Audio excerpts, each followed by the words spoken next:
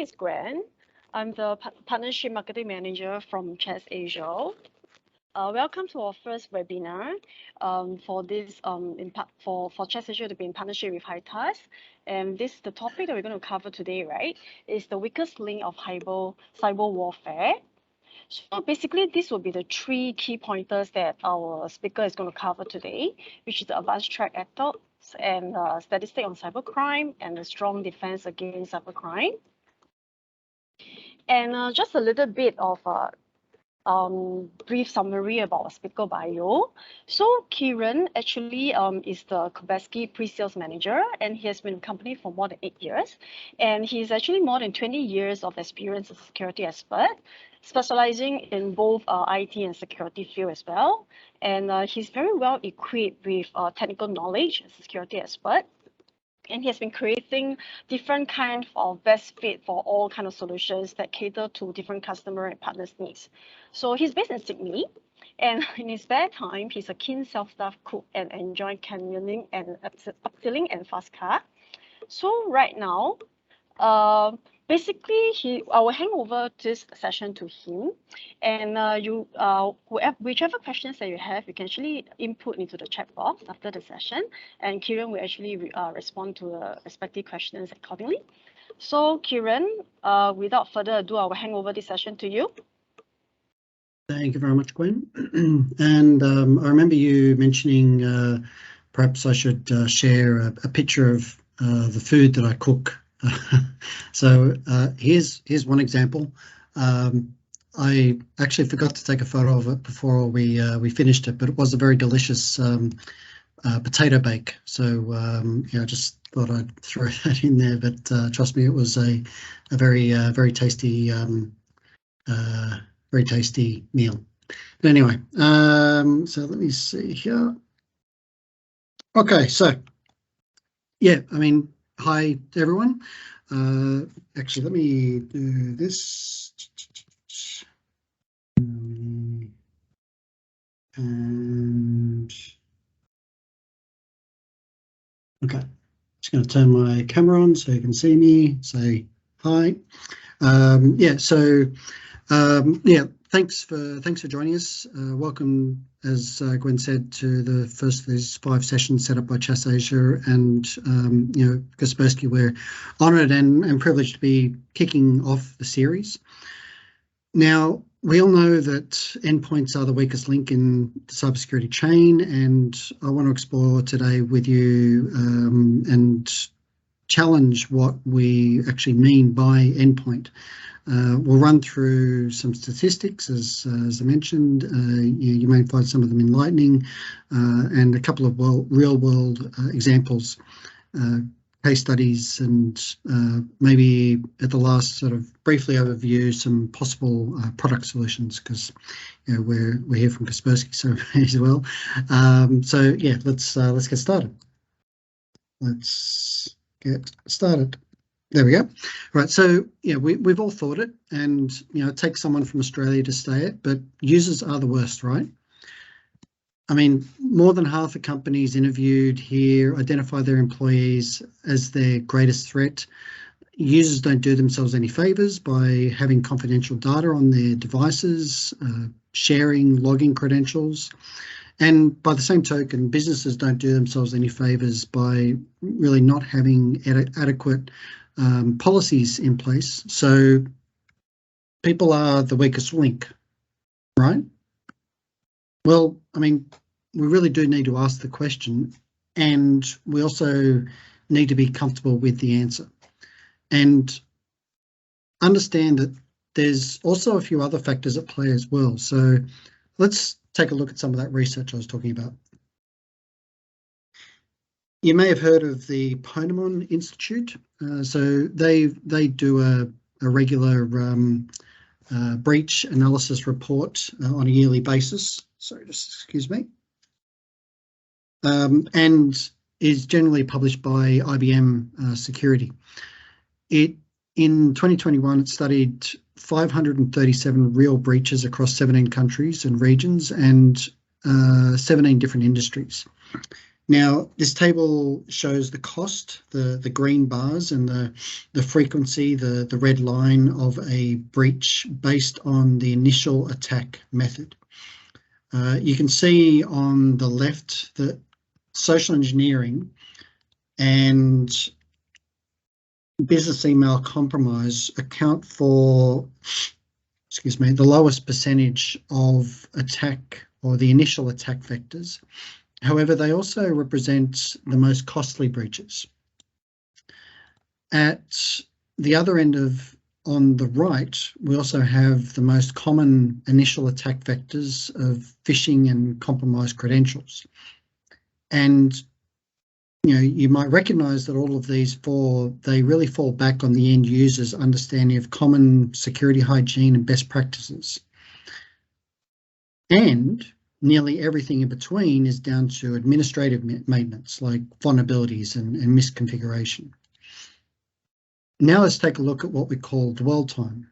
And this means when the bad guys gain access to the environment, how long do they hang around before they're detected, and how long does it take to contain the breach after detection? This table shows that the detection in the dark green and the light green bars with the same frequency percentage measurement on that red line that we saw in the previous chart. You can see here that the 4 methods targeting end users, the 2 on the left and 2 on the right, that previously created the most expensive breaches are also the methods that the bad guys use to go undetected for the longest periods of time. Now, you might ask, is this a coincidence? I don't think so. This undetected time allows the threat actor to perform lengthy reconnaissance to get a clear understanding of how organizations work, gather valuable corporate data. Perhaps the length of time also maybe surprises you. These aren't mistakes either. Across all of these methods, we have an average time to contain a breach, so averaged across all of these at 287 days. And to put that in context, if the breach started on the 1st of January this year, you wouldn't actually find it until the 1st of August, and it would take you until mid-October to actually contain it. So this dwell time is achieved through sophisticated techniques, and they can have a devastating short-term and long-term impact. These breaches are tending to use more elusive and evasive techniques, and they typically use common, legitimate administrative tools against you. When adversaries use common admin tools, endpoint security, it's not really designed to detect these types of activities because they are using legitimate tools.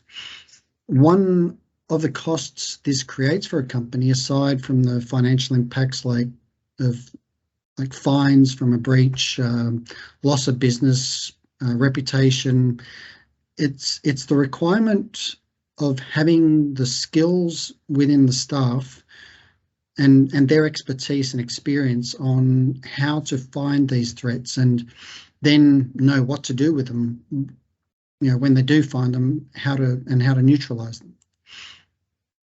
So we've got, different examples: Sony, Equifax, SolarWinds. These are all breaches that we've heard of and over about in the news over recent years. But, what do all of these attacks have in common? They all had adversaries who were able to breach the corporate network, and they were able to gain access and then move around undetected for long periods of time. There's no question that any of these companies could have benefited from earlier detection. In fact, some of these companies had evidence of activity early on, but either they missed it or they weren't able to prioritize it correctly until much later, when it was too late and basically the damage was already done. Now, previously we spoke of the cost of a breach based on the initial infiltration method. So now let's take a look at the breach cost by industries.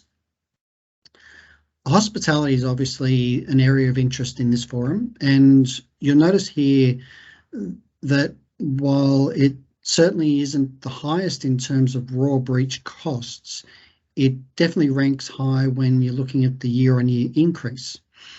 I can only speculate the reasons for this, and you'll notice the industry types when the most significant drops in breach costs are the same industries where significant recent events have occurred. I suspect, maybe the Marriott breach has contributed to, the somewhat, the 76% jump there.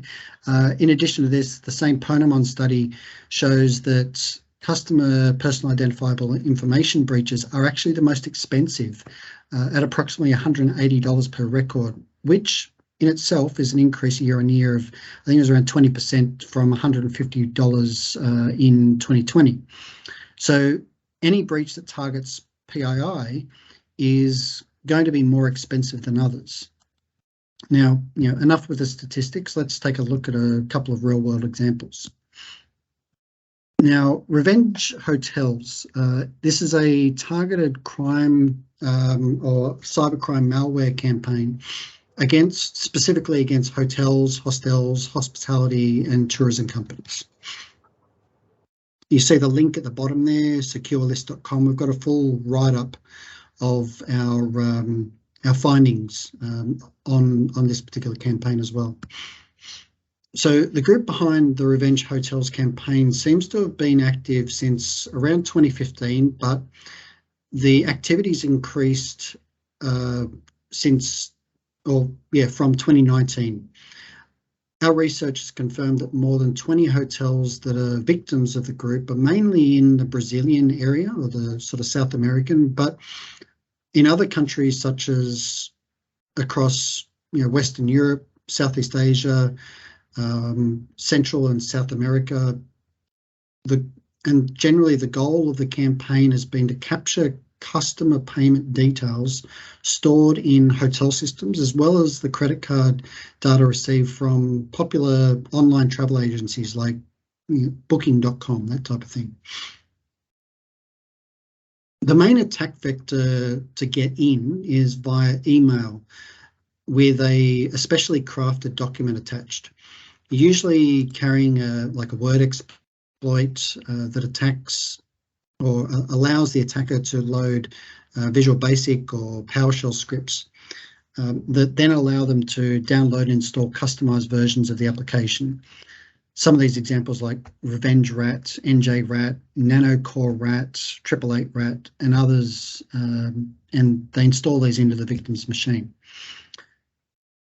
The spear phishing message that you can see here is written in Portuguese. It has a malicious file attached, misusing the name of the real attorney's office, while the domain sender of the message was registered just a day beforehand, a day before this message was sent, using what they call a typo squatting domain, which means it's got just a little error in the domain name, but just enough to still look legitimate.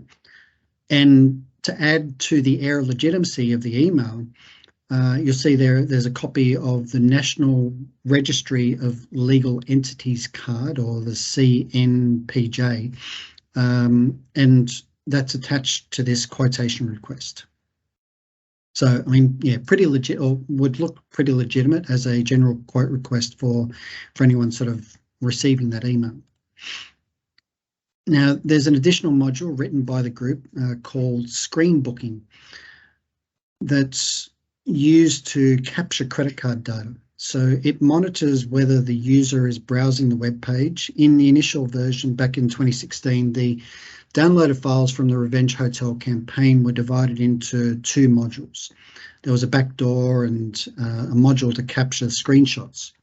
But recently we've actually noticed that these modules have been merged into a single backdoor, which then enables them to collect data from clipboards and capture screenshots at the same time.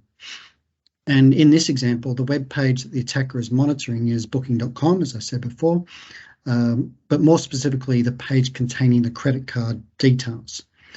The code specifically looks for data in Portuguese and English, allowing the attacker to steal credit card data from the web page written in these languages.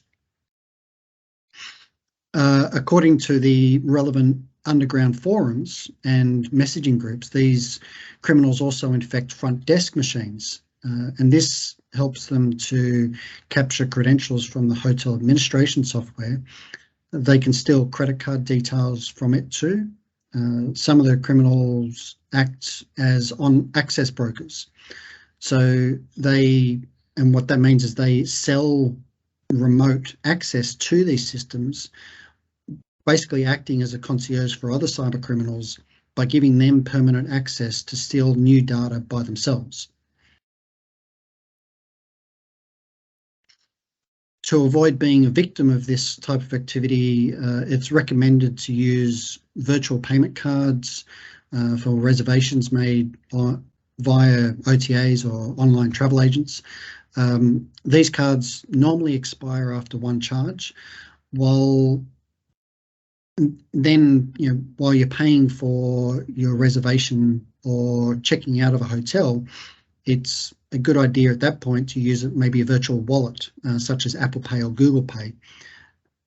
And if this isn't possible, using a secondary or less important credit card, or maybe a debit credit card, as you never know if the system at the hotel is clean, or even if the rooms are. All right. So the next campaign that I wanted to talk about is one called Dark Hotel. Just one second.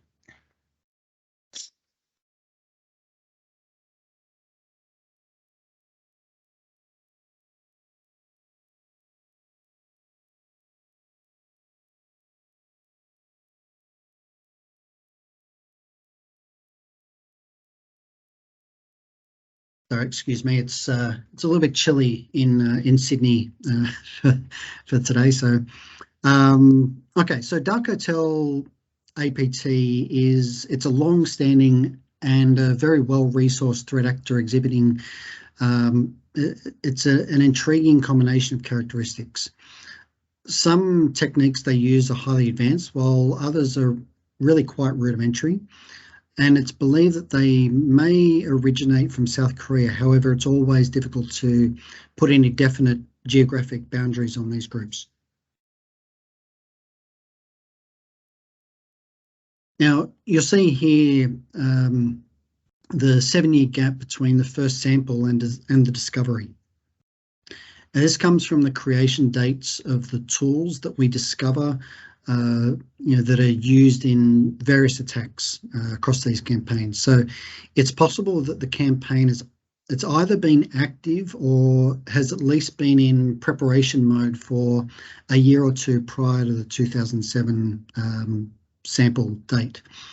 And over the course of the operation, infections number in the tens of thousands.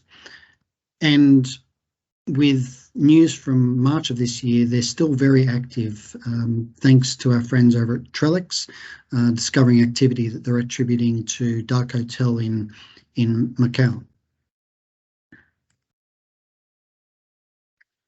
About 90% of the infections appear to be located in the APAC region, mostly in Japan, but also in Taiwan, China, as far north as Russia, South Korea. Travelling targets of interest include top executives from US and Asia doing business and investments in the APAC region. The targets appear to be travelling like high-profile executives and staff with access to sensitive corporate data like R&D leaders within the organisations. Infections have been reported in the United States, the UAE, Singapore, and others. However, as the activity appears to be more APAC-based, we're thinking this could be, the detection of samples after the travellers return back to their place of origin, or maybe even evidence of the persistence of the infection on targeted devices, monitoring their activities as the individual travels around the globe. The group have a very wide net in terms of the industries that they target. It appears to be the case of, anywhere they can obtain valuable data from, they'll go for. I can only imagine that pharma has been a big target in the past couple of years with the various COVID vaccines being developed. There was an incident a few years back here in Australia of a military equipment manufacturer having blueprints for commercial metal detectors stolen. It was actually only a couple of years later that they discovered the data breach because they started receiving counterfeit detectors back into their operations for repairs. The assailant had stolen the blueprints from a senior R&D staff member or their laptop while he visited some Chinese manufacturing facilities, and then basically whoever stole the blueprints sold them onto the black market for manufacturers to counterfeit.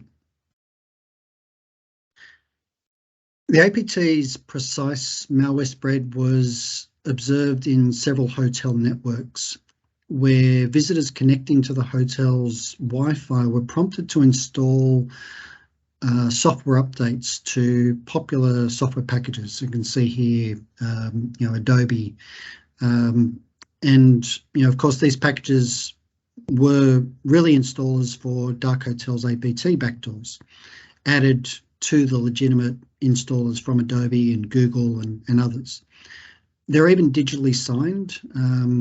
Dark hotel backdoors were installed alongside the legitimate packages. The curious part of this delivery method is that the hotel's capture portal requires guests to use their last name and room number to log in. Yet only a few guests actually receive the dark hotel package. Even our honeypot research systems couldn't actually attract a dark hotel attack when visiting the same hotels. This points to a possible combination of potential maybe misuse of booking systems and check-in information with the malware targeting system to ensure that specific hotel patrons are targeted. And it's reasonable to think that the threat actor in this scenario would have a list of desirable targets well ahead of time to facilitate that, those access lists that would eventuate in the malware distribution. There's a lot more that we could go on with those examples and others. And actually, there was one news item that came up which I thought might be of relevance. Just a very, very quick one. You can look this on yourself, but there's some new reports of this Alpha V ransomware gang who they're also known as Black Cat. And they've been doing a lot of targeting of hotel infrastructures as well in order to steal data, but then also sending notifications to the users of the data who has been stolen. So maybe the patrons or the employees of the hotels, to scare them, to pressure the hotel to then pay the ransom. So they're finding very new and innovative ways to actually get the money, basically. So let's look at some of the ways that the keys to successfully reducing the time it takes to actually detect these threats. And when you think of defending your business against cybersecurity threats and breaches, the key to success in this is timely detection of the activities. We all know it's not if someone can or will break in. In fact, more and more, security analysts manage their infrastructure under the assumption that they've actually already been breached. And once you accept this fact, you can turn your focus on defining and neutralizing these threats earlier, before major damage can be done. We've explored a couple of examples of the results of evasive threats, but what do evasive threats actually mean? As we've seen, evasive threats are not the traditional common run-of-the-mill or commodity threats. Those are pretty easy to prevent and detect with any regular endpoint protection solution. We're talking about the threats that are difficult and hard to detect. And over the past couple of years, most companies have had to move to a work from home model, whether they wanted to or not. This makes endpoints even more appealing to adversaries because the endpoint devices are no longer behind a corporate firewall or gateway infrastructure. And this makes the endpoints a much easier target, more than ever before. Threat actors typically take the path of least resistance, going after the easy targets. And this might be your organization, or it might even be one of your supply chain partners. Once they get in with one of the entry points we talked about earlier, and they take advantage of your tools, then they can sit in silence and quietly explore the network and really entrench themselves in your infrastructure. They've got the ability to watch standard communications and activities of all the users and admins, so they know how to move around undetected without triggering endpoint security alarms. We talked about the total overall cost of a breach, and here we can take a look at the average cost of a breach related to the amount of time to detection. And according to our recent incident response reports, the cost of early detection can have a huge impact. Costs of breaches that took longer than a week to detect were 32% greater than if they were identified and responded to in a more timely manner. The Ponemon IBM report that I referenced earlier said that the overall cost to identify and contain is only felt after the adversary has been in your environment for almost a year. And these are the cases of a successful attack. Of course, if you can detect and remediate a threat before any major impact happens, this number will be significantly lower and approaching zero cost, which is what we hope to strive for. We are seeing cyber insurance vendors requiring that their customers have more ability than just endpoints. Now they're requiring tools such as EDR solutions or even managed threat hunting services. I mentioned legitimate tools. Almost a third of all attacks use legitimate tools. And you think of tools like PowerShell and PSExec. They're at the top of the list. Now, these are very common tools that most admins will use pretty much every day and can save enormous amounts of time using. So they can't just be set to be blocked or not allowed to run because administrators need to use them. And if you want to see a breakdown of the specific tools for those incidents and map them to the MITRE ATT&CK framework, basically here they are. We mentioned PowerShell, PSExec. Actually many sysinternal tools are used all over here, along with an array of other legitimate open source and commercial utilities. So if you have a few options to help you reduce that MTTD, or the mean time to detection. You can do it yourself by using products designed to seek out adversarial activities and hire the right experienced analysts to do the work for you. If you don't already have the expertise in-house, you'll need time and a significant budget to get hold of the right staff to fill this need. Experience and real-world qualifications in these fields are rare and expensive. Or you can get ready to go help from top-level threat hunters who know how to seek out indicators of access or IOAs in your environment. Which brings us to the Kaspersky Optimum security solution. And this solution comprises a variety of components. I've highlighted 4 here. There's Kaspersky Security Awareness Platform, Managed Detection and Response, Endpoint Detection and Response, and Endpoint Security for Business. So to briefly elaborate, and then we'll finish up, you'll see at the top our Automatic Security Awareness Platform. And as mentioned at the start, End users are most often the weak link in the chain that allows adversaries to gain access to an environment that you've worked so hard to secure with technology. The only way to really address this is to change long-term behaviour and habits.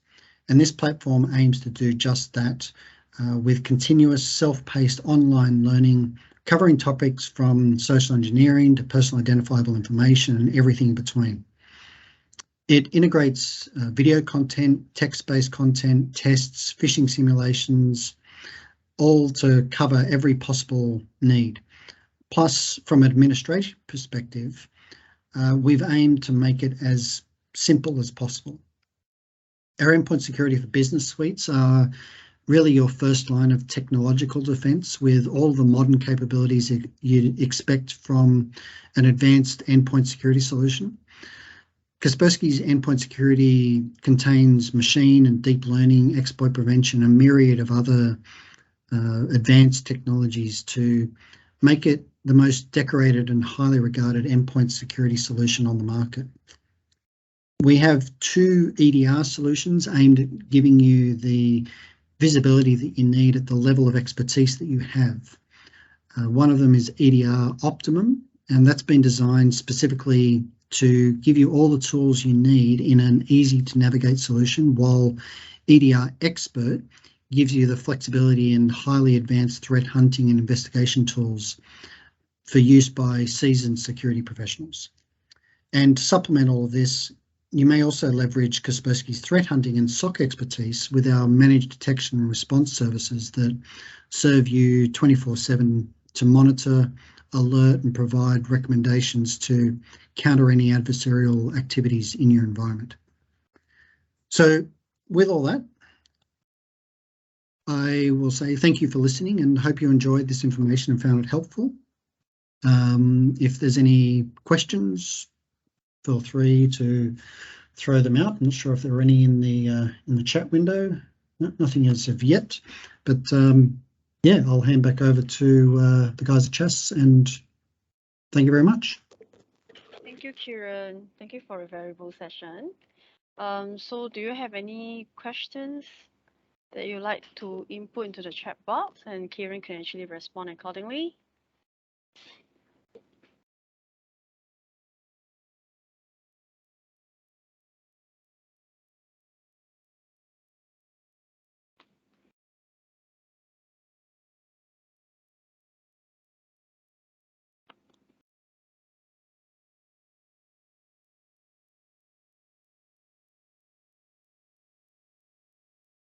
I'm sure if there are any questions afterwards, Gwen, I'm happy to, if you send them across to me, I'm happy to address them after the fact and shoot an email back to so you can send it out.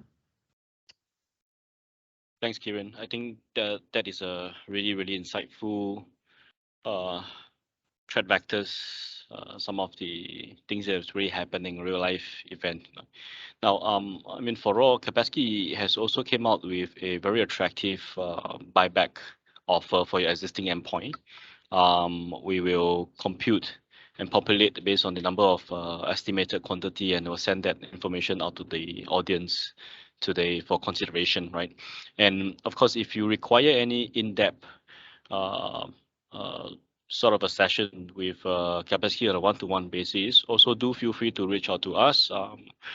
Our contact details is there, inquiry@chessasia.com, and we'll be more than happy to actually bridge Kieran to you guys as well with that one-to-one that really, talks about your environment, right? There is, I believe there's a question that comes in. That's from Hanwei, right? So the question is basically, what would you recommend for minimum baseline for protection for hotels? Thanks, Hanwei. So yeah, the minimum baseline would obviously be your technological side of things. So we've got different solutions for just basic endpoint security.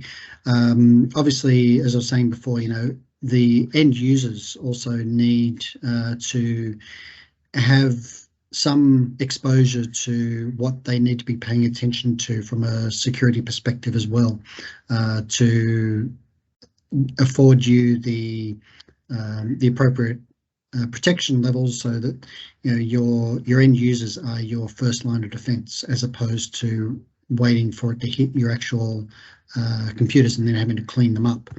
So yeah, I would suggest the some form of awareness training, and ideally something that's ongoing, not just get everyone into a room every 6 months and kill them with PowerPoint. It needs to be something which is ongoing and something that actually changes behavioural activities, so that it's a behaviour level change in thought process for your employees. But then also having an advanced security endpoint solution, and then the ability to actually see the underlying activities through the endpoint detection and response mechanisms as well.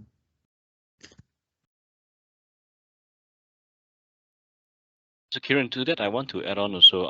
I think that is a good question to ask as well. But the thing is that I think there is a common misconception that using Microsoft Defender is good enough.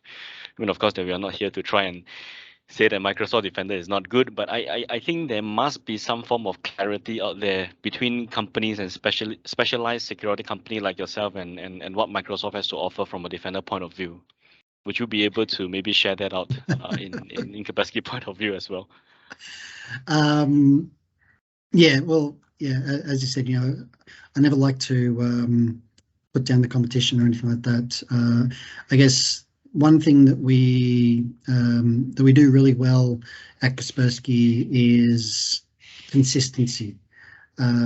We have actually, I'll put it in the chat window.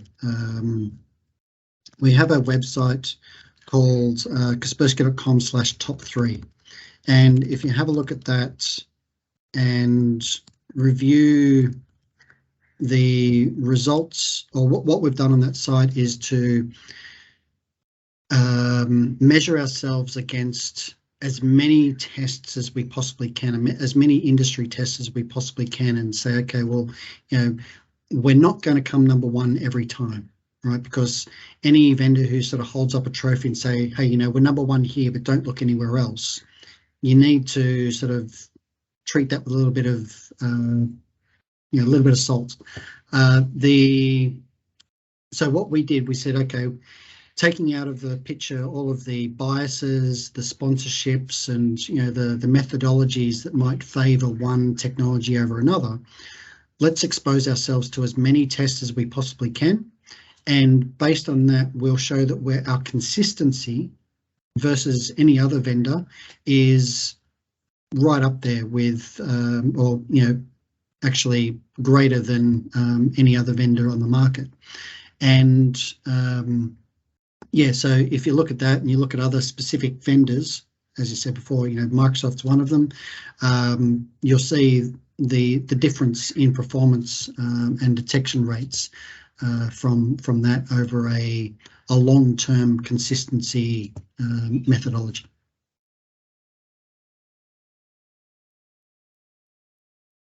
I hope that helps to answer that, Benson. Okay, yeah, well, pretty cool. So I was just going through the kaspersky.com/top3. I think this gives us an oversight of how that test is being reviewed. What kind of criteria they actually put in place that provided this kind of record. So I do encourage all to actually have a quick view of that of the set as well. So I think for now, if there is no other questions, or if there's any questions and you are pretty much shy to ask, you can always write into us inquiry@chessazure.com. And we will try to link that up with Kieran from Kaspersky, who will help us to address that. Right.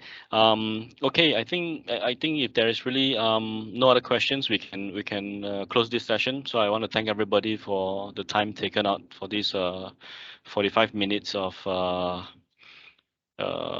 time, for Kaspersky to showcase the endpoint security component as well.